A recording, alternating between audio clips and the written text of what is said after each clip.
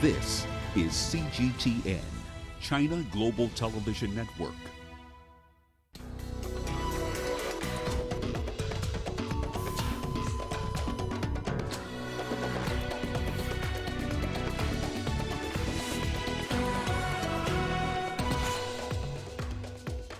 Tensions between China and the U.S. escalate, with Beijing now ordering Washington to shut its consulate in Chengdu. South Africa realigns coronavirus containment measures after steep rise in COVID-19 infections. And West African regional leaders step up efforts to resolve political differences in Mali. Hello and welcome to Africa Live. As always, great to have you with us. I'm Richard Nta, live in Nairobi. And for those of you joining us from across the continent and around the globe, we thank you for joining us. Let's take a look at other stories making headlines this hour. South Africa defends its position to ban alcohol sales as the sector tumbles. And in our continuing series, Tribes in a Flux, we take a closer look at the Berber tribes in North Africa. Once again, welcome to Africa Live. Let's bring you up to speed with some of the stories we have on our radar. We'll begin in China, where China says it has ordered the U.S. to close its consulate in the southwestern city of Chengdu. It's in response to Washington abruptly shutting down the Chinese consulate in Houston. Our reporter May Kay has the latest from Chengdu. As you can see, I'm right now at the scene, and local police officers and armed police have drawn up some cordons trying to keep the premises clear of non-staff members and vehicles. As you could imagine, the current escalation of diplomatic tensions between China and the U.S. Have brought some widespread public tension, so they're trying to keep the premises clear. Just to give you an update, the Chengdu, the U.S. Consulate General in Chengdu, it was established in 1985. Now it has roughly 100 staff members. It mainly serves the provinces of Sichuan, Guizhou, and Yunnan, the Chongqing municipality, as well as the Tibet Autonomous Region. We've been trying to get in touch with the diplomats working inside the Consulate General, and we will give you some updates when they respond. A foreign ministry spokesman blamed Washington for rising tensions between China and the United States. The current China-U.S. situation is not something China wants to see. The responsibility lies entirely with the United States. We once again urge the U.S. to revoke its erroneous decision and create the conditions needed to bring bilateral relations back to normal. Some of the personnel in the U.S. consulate in Chengdu have engaged in activities that are incompatible with their status, interfering in China's internal affairs and damaging China's security interests. China has made representations on this, and the U.S. is well aware of it. Well, the U.S. Secretary of State Mike Pompeo is taking fresh aim at China. He says Washington and its allies must use what he calls more creative and assertive ways to press the Communist Party of China to change. He was speaking at the Nixon Library in California. DSTV reports from Los Angeles. A South China Sea expert warns while China and the U.S. are nuclear powers, they are still closely linked, so the chances of a full-blown conflict in the area are minimal. But the threat of a medium or small-scale conflict cannot be discounted. Although the U.S. has been trying to decouple from China in other areas, they are still closely connected, so the chance of a large-scale conflict happening is small. But a medium or small-scale conflict is possible, such as two warships hitting each other or occasional crossfire, since the two countries' warships and aircraft encounter each other every day. Tensions rose between China and the U.S. in the region in 2009, when disputes intensified between China and other countries with claims to parts of the South China Sea, mainly the Philippines and Vietnam.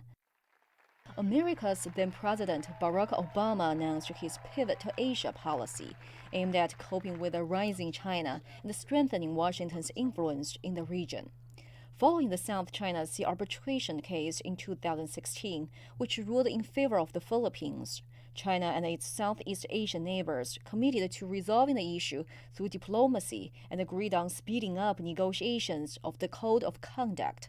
but the U.S. remained focused on China's rise to power. The U.S. is anxious that the gap between the two countries' military power is getting smaller. The U.S. was used to being the only power in the world and in this area. Hu says that on average, about 3 American ships are operating in the waters daily, up 60% from 10 years ago, and that the frequency of close-in reconnaissance operations against China has doubled to about 4 sorties daily. A U.S. Navy P-8A Poseidon maritime patrol aircraft once approached Chinese territorial space very closely this May. This kind of aircraft is used to collect intelligence information, but it does not have to fly so close to do this work. It was a way of provoking China. All this comes as the U.S. has expressed its most vocal oppositions yet to China's claims and proposals on the South China Sea. As the U.S. Defense Secretary prepares to visit China later this year, it's hoped that tensions can be diffused. Wang Hui, CGTN, Beijing. In the U.S., coronavirus cases have surpassed 4 million. On average, new infections are rising by more than 2,600 every hour, while daily death rates in several states have hit records. And the economic toll is increasingly apparent. CGTN's Nathan King is at the White House with more. What a difference a few months make. When the US president held his coronavirus daily briefings just a few months ago, he was putting a positive spin. It'll just go away. Don't worry, everything will be fine. Well, now, really, this reality TV president waking up to the reality of COVID-19. The political reality for him, quite incredible. He has now cancelled part of the Republican convention to be held in Jacksonville, Florida, towards the end of next month. Remember, he moved part of it there because North Carolina and Charlotte has sort of refused to put a lot of people inside stadiums. Well, that's now off. There's going to be something online, he suggests. Let's listen to the US president. This afternoon, my political team came to me and laid out our plans for the convention in Jacksonville, Florida. I looked at my team and I said, the timing for this event is not right. It's just not right with what's happened recently, the flare-up in Florida. He's also walking back a little bit earlier attitudes, for example, on school openings. While he says every child should go back to school when schools reopen in the next few weeks, you can see a little backtracking. He's saying that he understands if some districts and governors want to delay reopenings by a few weeks. And instead of threatening to cut off federal funding, he's stressing that in the new stimulus bill being debated at the moment, $105 billion is set aside for schools to help them mitigate COVID-19. He's stressing that children don't normally get sick from the virus, but you can tell there's a little bit of walking back in terms of getting schools reopened. And why is that? Well, the polling. Many parents are very, very worried about sending their kids back to school. Meanwhile, the toing and froing on that fourth big stimulus bill continues on Capitol Hill. The White House has dropped the idea of having a payroll tax cut. The reason is that you had to be employed to get a paycheck and get that tax cut. And of course, 30 million people are now getting unemployment benefits here. And that's where a big sticking point is. The $600 extra a week applied by the federal government has really kept the wolf from the door for many millions of people. That is set to expire. Republicans have talked about $400 a month. Instead, Democrats say, no, that has to change. We're up to 4 million people in a matter of just over 2 weeks from the 3 million mark. We have to act, and what they're proposing falls far short. All sorts of other things being negotiated back and forth. A deal does not look likely this week, maybe next week. But quite an incredible turnaround by the US president at this briefing. But of course, he called the virus the China virus several times. Nathan King, CGTN at the White House. Since the outbreak of the coronavirus in Zambia, medical and health experts from China have been sharing their experience of containing the pandemic with Zambian doctors and frontline workers. A video conference was held through a special live broadcast program called COVID-19 Frontline. This was hosted by China Global Television Network. The medical and health experts from Xi'an, Shanghai, Hunan, and other places in China have exchanged valuable experiences. The issue of treatment, prevention, and handling COVID-19 patients were discussed to help Zambian doctors effectively control the spread of the virus. Well, the South African president, Cyril Ramaphosa, has described the coronavirus as a storm hitting the country.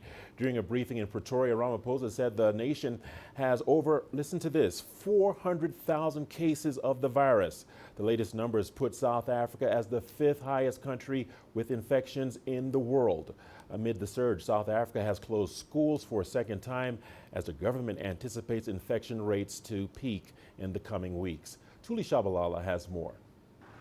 At the start of its outbreak, South Africa seemed to have acted quickly and efficiently to try and curb the spread of the coronavirus. The country imposed a national lockdown, banned alcohol, and organized mobile testing units around the country.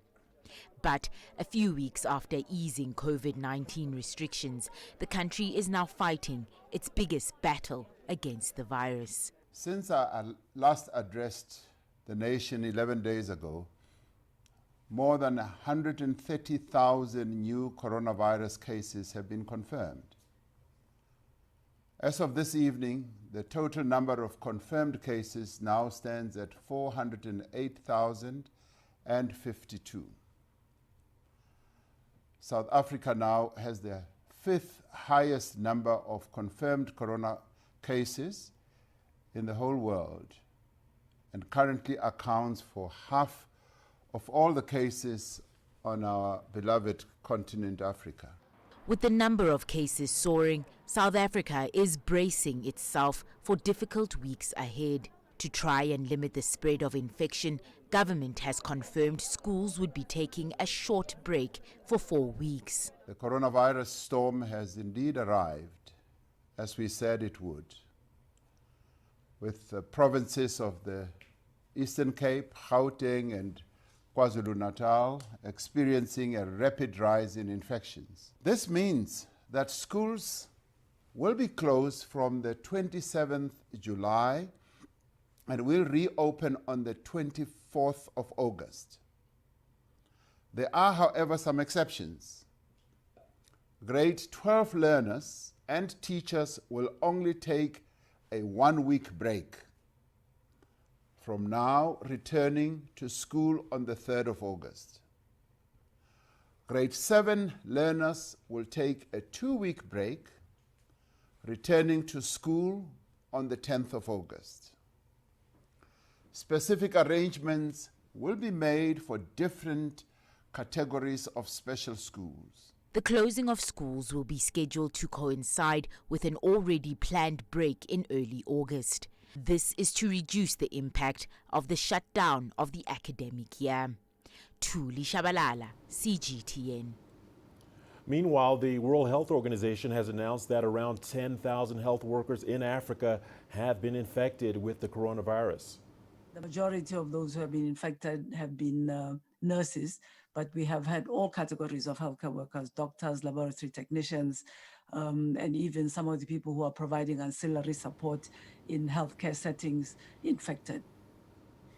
Well, masks have rapidly joined the list of don't leave home without them items for hundreds of millions across Africa, but the debate over their effectiveness continues. Not everyone is okay with covering their airways, while those living in extreme poverty say they are an unaffordable luxury.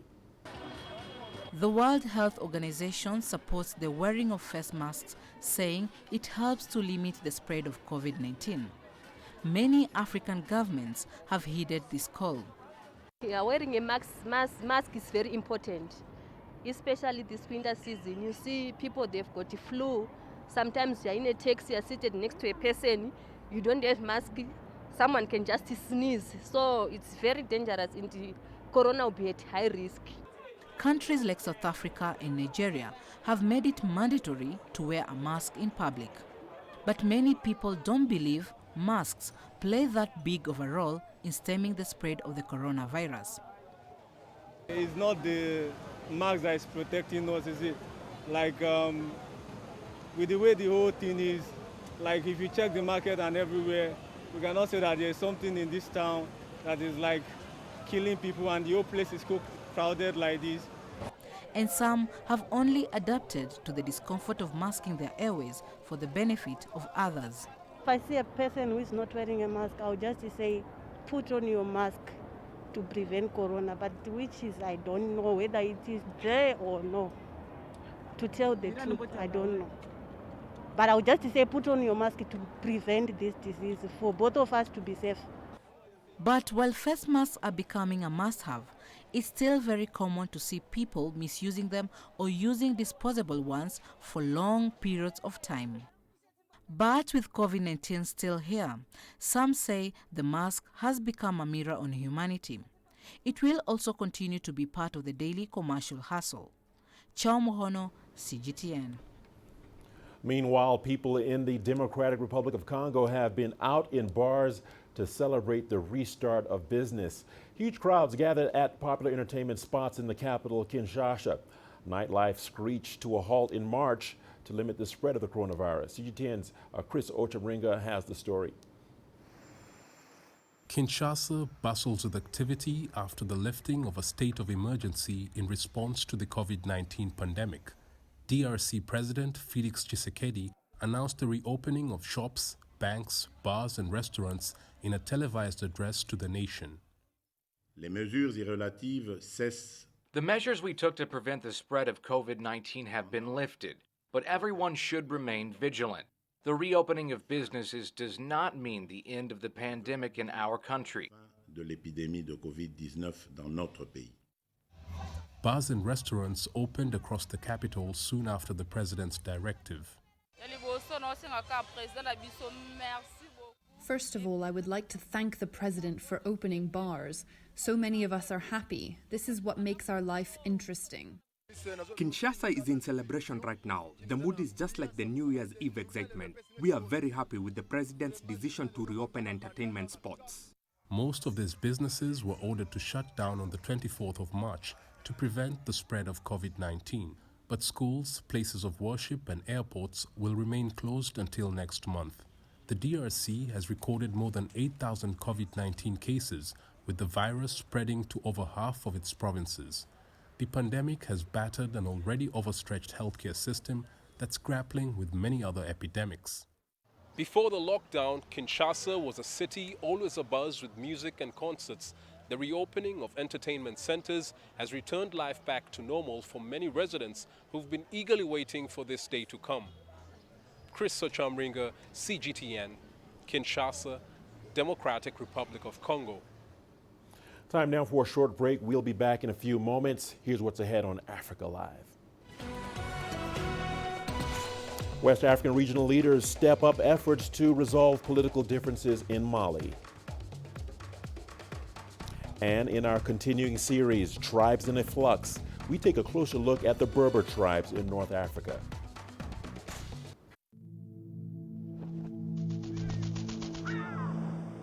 How will your world change today? What happens here? What happens there? Or what you make happen for yourself? If it matters to you, it matters to us too. Your stories are the stories that need to be told. Africa Live. Find your voice. My family has been doing this artwork for the past 600 years.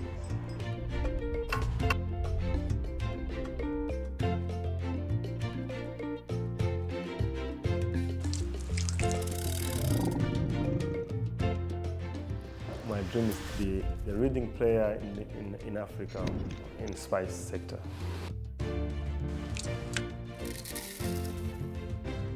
Nobody in the region consumes it. Even me cannot afford the vanilla cooking.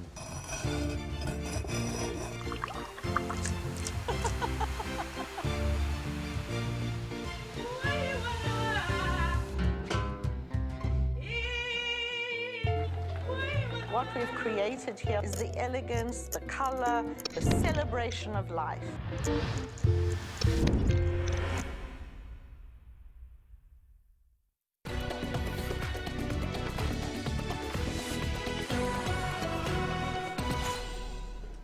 Welcome back and thanks for staying with us here on Africa Live. Let's turn our attention to Mali's capital, Bamako, where 5 West African leaders have concluded talks with various parties to try and end the political crisis that has rocked the country. The opposition has renewed its call for protests, demanding the resignation of President Ibrahim Boubacar Keïta. The West African leaders are expected to hold a virtual extraordinary summit on Monday to propose measures to end Mali's political standoff. Tuli Shabalala has that story. Mali's President Ibrahim Boubacar Keïta's leadership has been rocked by a series of protests. He is being accused of corruption and failing to stop the violent Islamic insurgency in parts of the country. In June, demonstrators began taking to the streets by the thousands, calling for his ouster. Protesters have clashed with the police. The state broadcaster and parliament have also been attacked. In efforts to stabilize the country, leaders from Nigeria, Senegal, Côte d'Ivoire, Niger and Ghana are mediating talks between the government of Mali and the opposition. In all these meetings, the objective is to find a compromise which will allow Mali to get out of this crisis quickly. I am optimistic. I hope that a solution will be found, but we have decided to report back to the head of states of ECOWAS during an extraordinary summit that will be held on Monday, July 27th. But after meeting with the leaders from regional bloc ECOWAS, the opposition rejected solutions proposed by the mediators. I said it before and I'm saying it again. We are a people that stands. We are not subdued or resigned. I say that I prefer to die a martyr than a traitor. The young people that lost their lives did not lose it for nothing. It is for this reason that you have met today. Nothing has been done at this moment. The opposition, a group called M5 RFP, says they want more political reforms and will not quit until President Ibrahim Boubacar Keïta steps down. We raised awareness on Mali's situation and we gave them a document that explains in detail why we came here together, why millions of Malians mobilized to say they want President Ibrahim Boubacar Keïta out. We explained all that. We understand that's play into the hands of the extremists and further escalate violence in the north and the center of the country.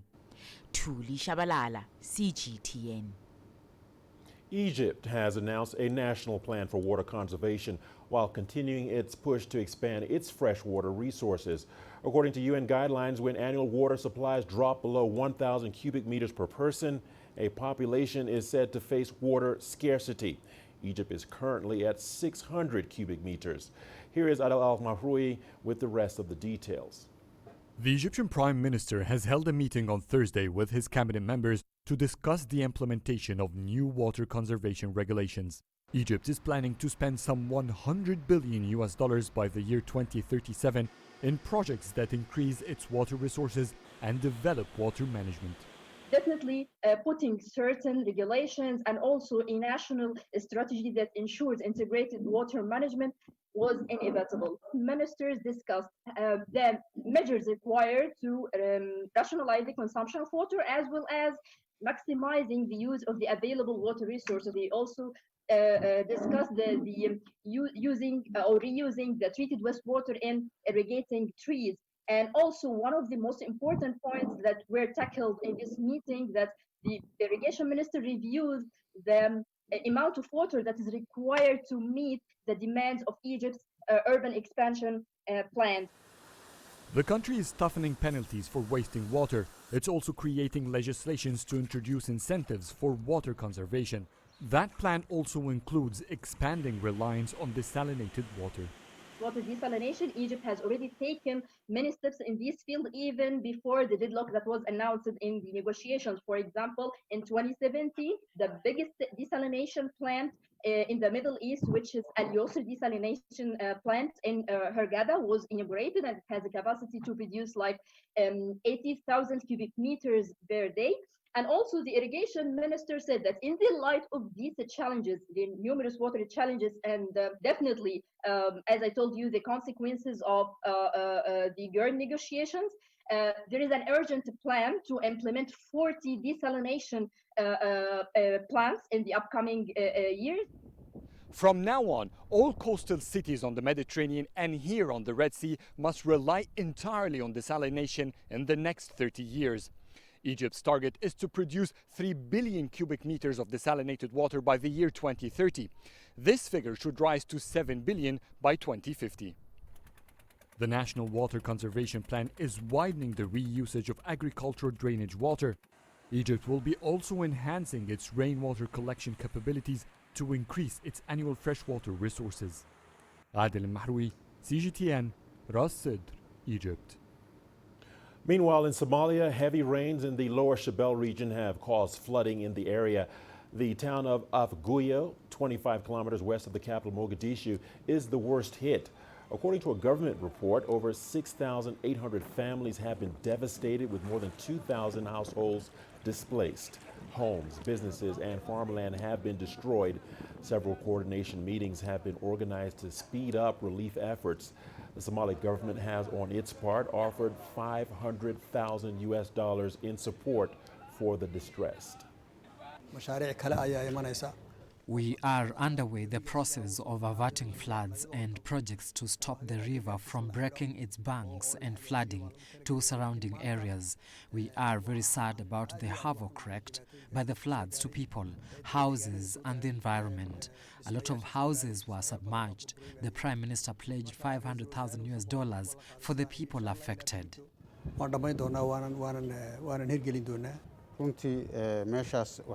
There are a lot of problems and massive displacement of people in the area. About 6,800 families were displaced.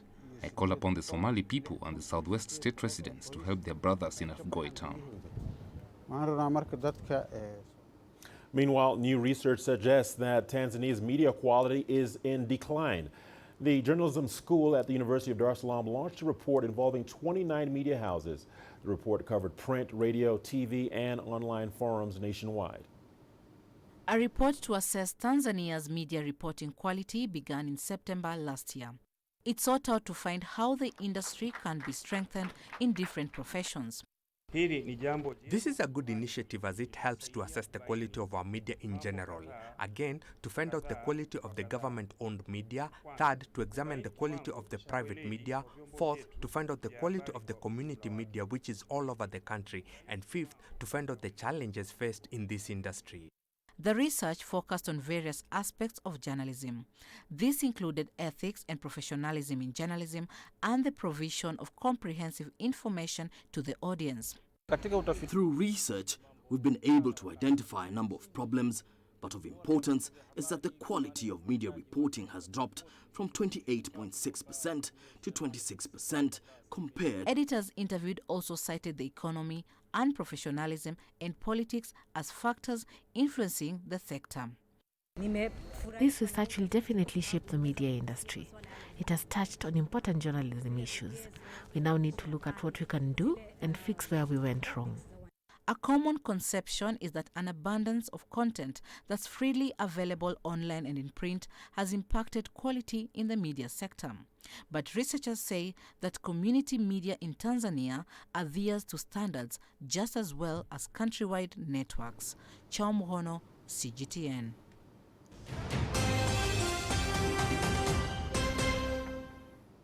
Let's now remind you of our top stories. Tensions between China and the U.S. have escalated, with Beijing now ordering Washington to shut its consulate in Chengdu. It's in response to Washington abruptly shutting down the Chinese consulate in Houston. A Chinese foreign ministry spokesman blamed Washington for the rising tensions between China and the United States. South Africa is realigning coronavirus containment measures after a steep rise in COVID-19 infections. President Cyril Ramaphosa said the nation has over 400,000 cases, placing South Africa as the fifth highest country with infections in the world. And regional leaders have stepped up efforts to resolve political differences in Mali. 5 Western African leaders have concluded talks with various parties to try and end the political crisis that has rocked the country. A follow-up of virtual extraordinary meetings, ECOWAS summit, has been set for Monday. All right, time now for a short break. Here's a look at what's ahead in business. South Africa defends its position to ban alcohol sales as the sector tumbles. Egypt to only license new cars if they have a dual fuel system. Africa is the nexus of enterprise, and global business will tell you why it matters. From the mega investment projects to multi-billion-dollar mergers and acquisitions. Africa today collects, just in terms of revenues from taxes alone, $545 billion a year. If you take 10% of that and you devote it to the energy sector, problem solved.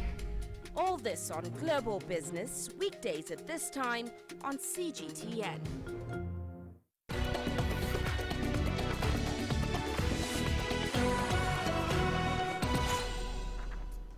Welcome back. Alcohol consumption in South Africa is emerging as a major threat to efforts in the fight against the spread of COVID-19.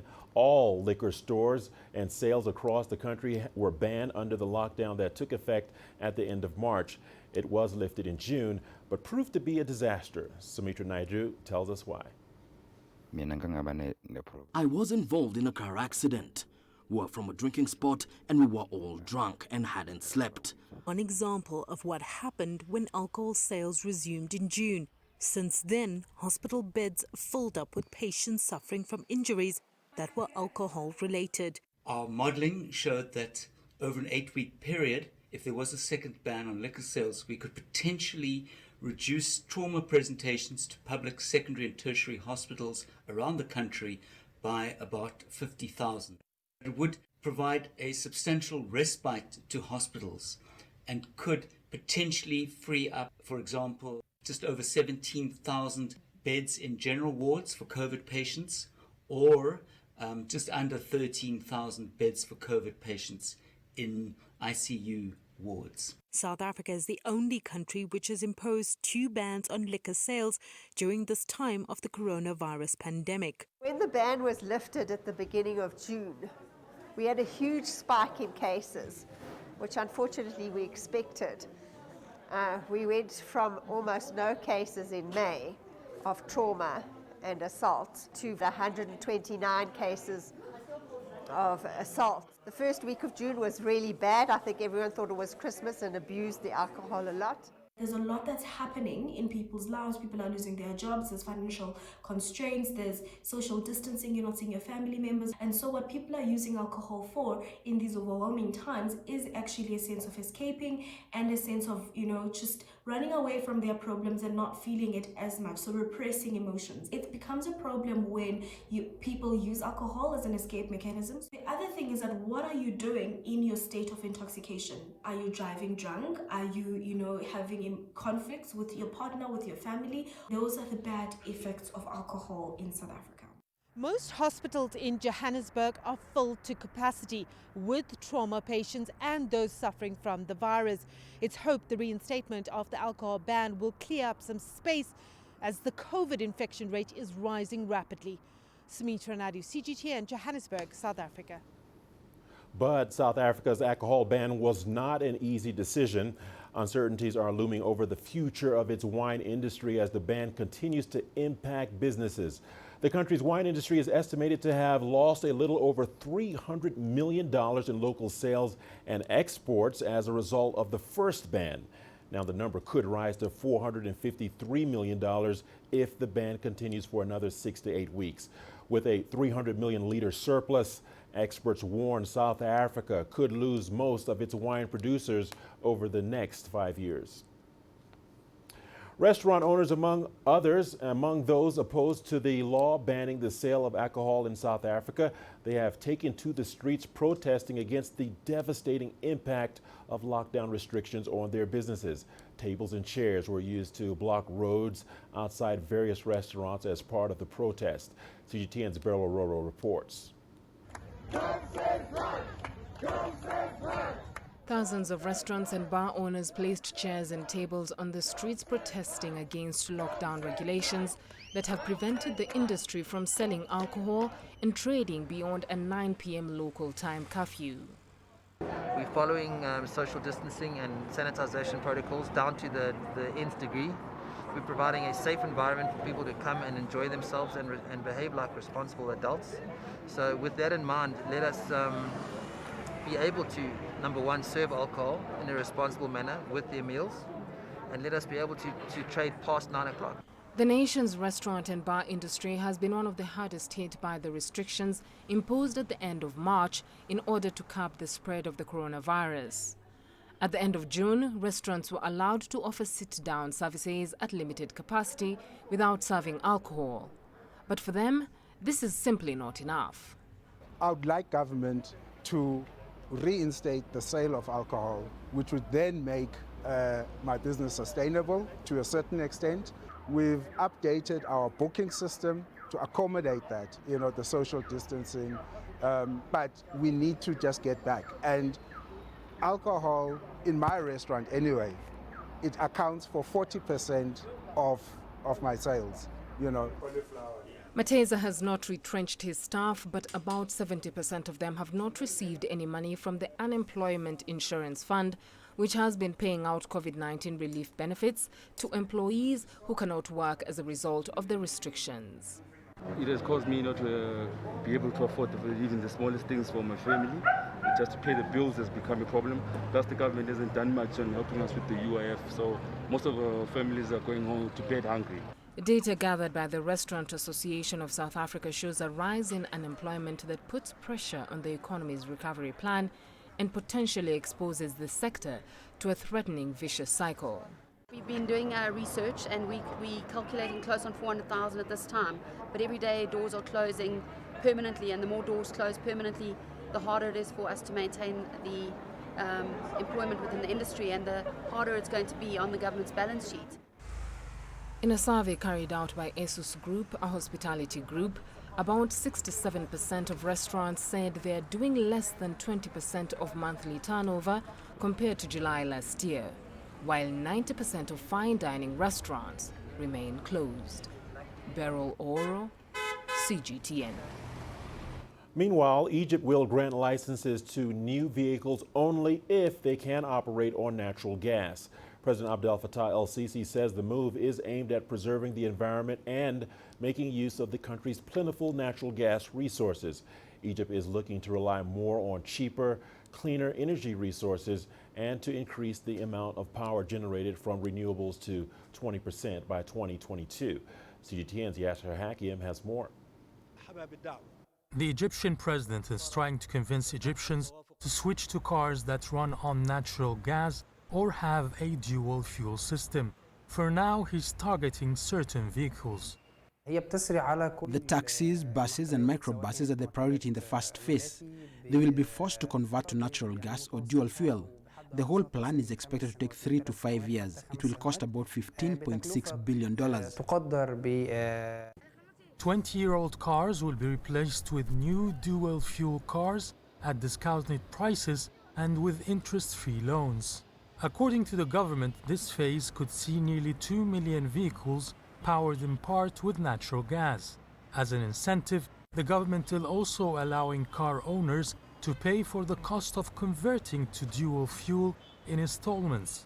Muhammad Ahmed is a taxi driver who has made the switch at one of Cairo's many conversion centers. You use natural gas, and when it's empty, you change to fuel until you go and refill the gas. It's very convenient and saves a lot of expenses for me. It's successful as long as you know how to deal with natural gas, such as maintenance of the cylinder and the engine. It's good and smooth on the road. More centers are being constructed to cover the increasing number of dual-fuel conversions. The second phase of the project will concentrate on personal vehicles. According to the state's plan, the second phase will apply on brand new private cars. They will not be issued a license unless they have a dual-fuel system. Some car dealers have mixed reaction to the initiative. I support the section to convert taxi, buses and transportation vehicles because they are constantly in the streets and can cover 150 to 200,000 kilometers per year, so they cause a lot of pollution. I have my doubts about brand new private cars. It will cause complications and can affect the market because the gas cylinders are not popular and take a lot of space. The better option is to import ready-made natural gas cars already manufactured this way in the plants. The government says this initiative will save billions of dollars from importing the expensive fuel. Natural gas also has less impact on the environment as it's the cleanest burning fossil fuel. Yes, Hakim for CGTN, Cairo. Britain and the European Union have ended their latest round of post-Brexit talks by ruling out a quick deal. But the two sides also voiced hope for an agreement in the coming months. British Prime Minister Boris Johnson had promised to add a bit of oomph to the stalled talks when he joined them last month. His main goal then was to get a framework settled by the end of July. That was in an effort to reassure British businesses they wouldn't have to start preparing for a messy no-deal breakup at the end of the year. But the chief negotiators said that a July settlement was unlikely because of a fundamental gap in the major areas such as fishing rights and fair competition rules. The European Parliament has finished its first debate of a historic recovery and budget deal reached by EU leaders. Deputies are pushing back against cuts in spending involving health and the climate. From the opening salvo, a few things were clear. I'm happy about the agreement, no doubt about that, but I'm not happy about the deal. MEPs want revisions to the $2 trillion coronavirus recovery fund and long-term budget package EU leaders agreed to earlier in the week. It was also unmistakable which parts they want changed. At a time when the world is very concerned about a second wave of infection, European leaders have decided to drastically cut programs for research and public health. How can we accept that? Not a single euro to a country that does not uphold the rule of law. We also need clear commitment for our own resources. It simply wouldn't be serious to take up such a loan without knowing how we're going to pay it back. At an extraordinary session, MEPs outlined what it will take to get their consent on the historic deal. They're willing to live with fewer grants in the recovery fund, but they're not willing to accept the long-term budget as is. MEPs want the drastic cuts in proposed funding for health, climate, and research initiatives reinstated, questioning how Europe can stick to its goals of building resilience and climate neutrality with scaled-back funding. European President Ursula von der Leyen, who was on hand to drum up support for the deal, called the cuts regrettable. And we should always remember that the value of EU programs far outweigh their costs. Yes, we managed to avoid even further cuts, as some member states wanted. But this MFF is a difficult pill to swallow. Von der Leyen also said the Commission will put forward a new package of taxes to help pay for the $860 billion recovery fund. It will include a digital levy, a carbon border tax, and an extension to the current emissions trading system. As for linking funds to the rule of law, von der Leyen didn't defend the current agreement, but vowed to push ahead with a meatier 2018 proposal on the subject. The news continues on Africa Live. Here's a look at what's ahead. In our continuing series, Tribes in a Flux, we take a closer look at the Berber tribes in North Africa.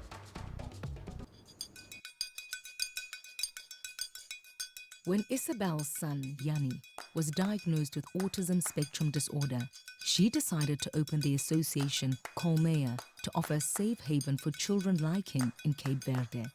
The association has become the face of intellectual disabilities in a country where stigma is rife. Dengue concilia caroscos e concilia vida de filho com a associação que funda com o objetivo de dar resposta àqueles outros mães quem te acredita mata ama seus filhos igual quem te ama e filho.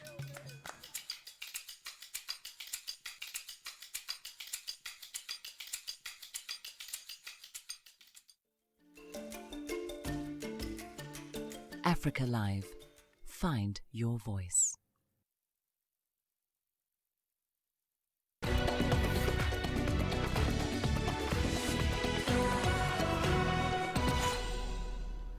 Welcome back. Thanks for staying with us here on Africa Live. Well, mountains, caves, and goats make up most of Ahmed Agraza's life in Morocco. He feels that life as he knew it, as his father taught him, is about to change, but he is not ready. Watch him in the first of a two-part series on life among the Berber tribes in North Africa.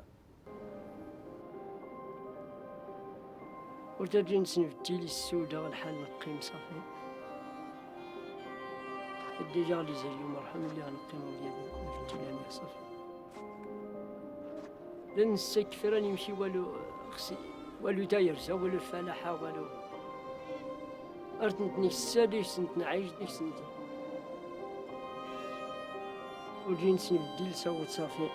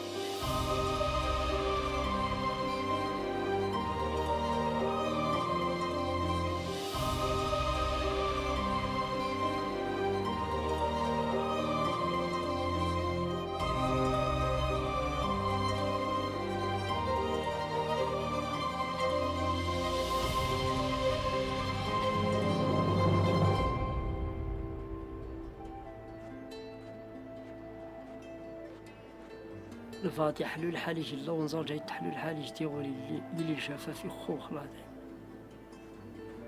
يجي حل الحالي حلو يجتي خا يخوس الحساب نتيجي اللي ونزار ورساس نسين وتسنوالف ورغدي سنخدم لنا نتريب باني سوينا نولي شي راه اخرى اللي سنت نطام زي ما صافي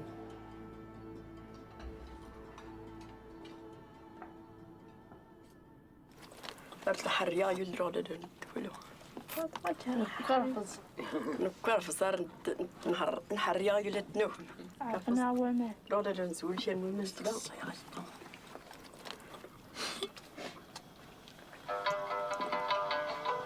هذا شيء التليفون السوني تناشقة. اللي يزد اللعيبة. يزد سفر.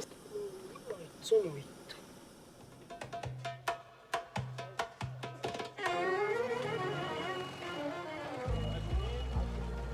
تليفون ديال داك التليفون كل شيء لا تليفون ديال هاك لا كل شيء لا جا صورتي اوتوموبيل يمشي ديريكت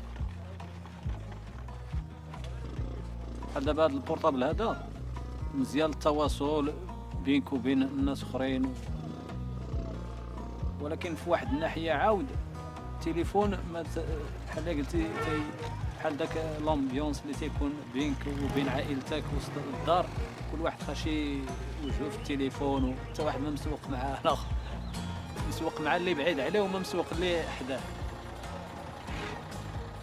قول فات تمشي لنا الفات شل فين الفات شل الحديد يجي لما يدرسن في شاي جوري ناوي يغير المسيدس نشر هذا لان اشكو الثقافه نسناينا غادي تنسي قال لي ويمكن تبدل هي دابا التكنولوجيا تاثر بهذا الشيء ديال التقاليد تكون ديال الشلوح ولا ديال العرب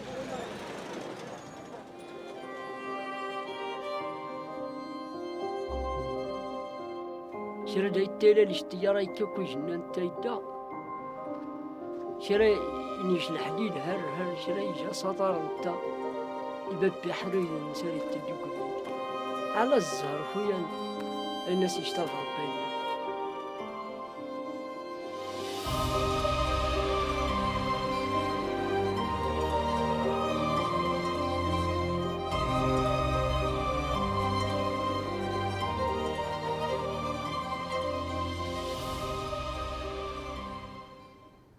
And we're not done just yet. We'll see you on the other side of the break with your sports news. Here's a peek at the headline.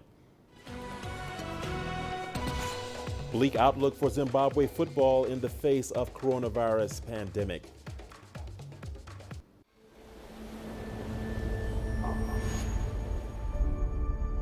How would you create your legend? On the fields, on the tracks, in the arenas of Africa. Were you born to be a player? Could this moment be yours?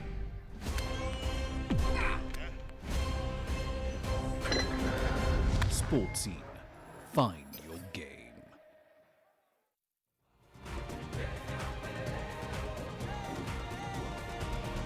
Africa Live.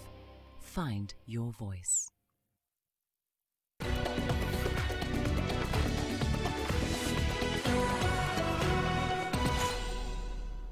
Welcome back. Let's talk a bit of football. It might be impossible to stage Zimbabwe's 2020 football season despite efforts by the country's football administration and the government to find a common ground for a safe resumption of the league. CGTN's Farai Wakatuya explains why the coronavirus pandemic may not be the only hurdle facing the resumption of the football league in the country. At the beginning of May, Zimbabwe's Football Association announced that the domestic season, which was meant to kick off in April, could be rescheduled to August or September in line with other international leagues. That would mean playing through the rainy season, which has its own challenges. We did try this more than 20 years ago. We tried having a season from September through to May. It was a disaster because there were waterlogged pitches, the facilities were not good enough, many games were abandoned or postponed because of the conditions. Those that did take place, it was difficult to play good football. Sadly, there's been little, if any, improvement to stadiums since then, so similar disruptions could be experienced again. The Zimbabwe Football Association says it's encouraging local authorities to renovate their facilities to deal with the conditions. However, some club administrators see no light at the end of the tunnel. We are faced with the coronavirus, right? But we are also facing the rainy season. As we postpone the lockdown, the summer season also becomes, and that's double tragedy for football in Zimbabwe. So the way I see it, football for 2020 is almost impossible. Almost impossible. Not what fans want to hear. Those I spoke to say they would rather stick to the existing calendar, even with the problems it's caused for local teams that still have to compete in continental tournaments during off-season. We are used to that now. It's an issue we have had to deal with for a long time, so we can continue to get around in the same way we have in the past. For now, though, even the proposed new start date remains in doubt, as all sports are suspended, with government insisting they'll only resume when it's safe to do so. Farai Wakatuya, CGTN, Harare, Zimbabwe. And in Italy, Juventus missed a chance to clinch a record-extending 9th straight Italian league title as it lost 2-1 at relegation-threatened Udinese on Thursday. Juventus, seeking early celebrations of the title, went ahead in the 42nd minute through a powerful volley from Matthias de Ligt. The hosts then found a way back into the match 7 minutes after the restart through a sublime header from Lila Nastarovski.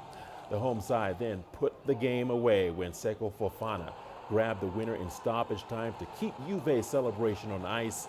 Juventus remains 6 points clear of second-place Atalanta and can secure the title with the win over Sampdoria on Sunday. Obviously, these 3 points at this moment of the season are a lifesaver. But in a championship as important as Serie A, you can only be sure that you have avoided relegation when the matches say so. I think that where our guys were really good here, 3 points apart, was that they tried in every way to win, and that makes me extremely proud of our players. This is an unusual situation, which no player and no technical staff ever had to go through in the past, so there are some unusual results. There is a need to be careful, and I have said for a couple of weeks that in this moment, getting points is extremely difficult for us and for the other teams as well. So one must be as clear-headed as possible and play as well as possible. Unfortunately, at this moment, it is really difficult to see well-played matches. And we're not done with football just yet. In France, Paris Saint-Germain will meet Saint-Étienne's later in the French Cup on Friday night. PSG are looking to reclaim the trophy. They had won 4 straight times and 12 overall before being upset by Rennes last year. This will be the first official football match played in France in more than 4 months due to the pandemic. PSG have already won the Ligue 1 title and will play again in the League Cup finals against Lyon next Friday. The returning Neymar is expected to be on better behavior than last year when he got off with a warning from the league after lashing out at a fan following PSG's shock defeat. And coach Thomas Tuchel expects fireworks from the Brazilian playmaker.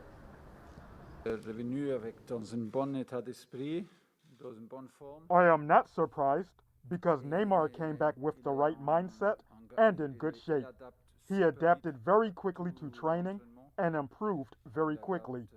For him, it is important to play a lot, and that's why we gave him so many minutes in the friendlies. He will be on the pitch in the final. He's in very good shape and will be decisive for us, and that is the best thing. And a bit of news from the world of tennis. The 2 main tennis tours have canceled all of their remaining tournaments in the People's Republic of China for this year. This comes in the wake of the country's ban on international sporting events due to the COVID-19 pandemic. The WTA had 7 tournaments in China in its provisional calendar for the remainder of 2020, including the season-ending WTA finals, while the ATP canceled tournaments including the Shanghai Masters, Asia's only ATP Masters 1000 tournament. The General Administration of Sport, China's highest sporting body, said only trial events for the 2022 Beijing Winter Olympics would be held in 2020. The WTA and ATP circuit resumes after 5 months on August the 3rd with the Palermo Open in Sicily. Well, that'll do it for this edition of Africa Live. Remember, you can send us your feedback to the contacts on the screen and follow us on digital media platforms. For the team, I'm Richard Nta saying thank you so much for watching, and we will be right back here same time tomorrow. Till then, take care.